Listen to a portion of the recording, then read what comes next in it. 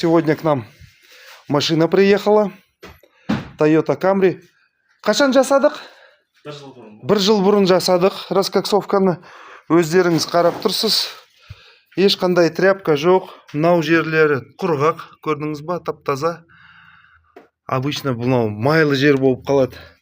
Қанша жүрдіңіз осы маймен? Раскоксовкадан кейін қанша километр жүрдіңіз? 65 мың километр өтіп тастадыңыз.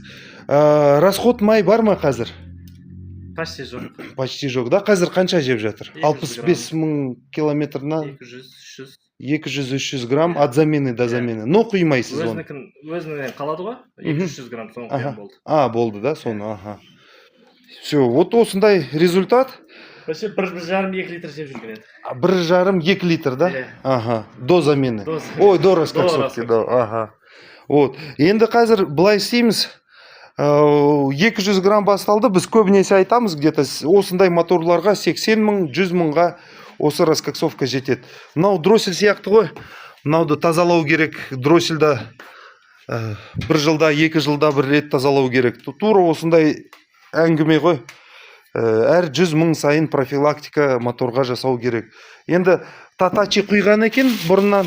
Қазір енді United құямыз майды. United майын құямыз осындай. Көрейік, потому что майдан да болып қалуы мүмкін.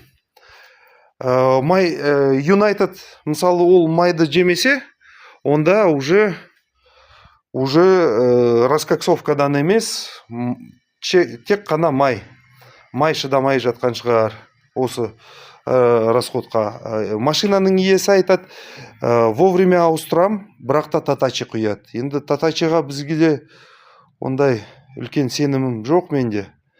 Өздеріңіз жазып қойыңыз, қалай Татачи сізге майды қанша құйып жүрсіз, қандай плюс-минус бар дегендей. Пробег 185 мың километрде келді бізге бірінші рет раскоксовкаға. И қазір 250 мың. Бірақ та 200 грамм ғана жеп жатыр. Негізі ол естественный угар масла болып қалуы мүмкін, и майдан болып қалуы мүмкін. Просто май сондай. Қазір оны көріп тексерейік. Қазір бұлай санап қойдық. 13 замена өтті. 13 замена май өтті. Книжкасы толып қалды дейді.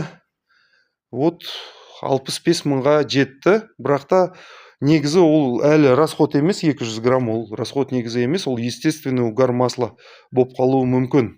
Ондай понятиясы бар. 500 граммға дейін жесе де ол норма болып қалуы мүмкін. Бірақ та 500 граммнан кейін көп жесе, онда уже раскоксовканы міндетті түрде жасау керек.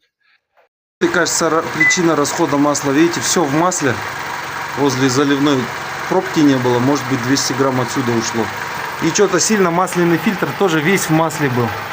Но это вот свежее то, что сливали, но он до этого был прям сильно грязный в масле. Может быть отсюда чуть-чуть пропускало. Кто-то резинку, видимо, не менял вовремя.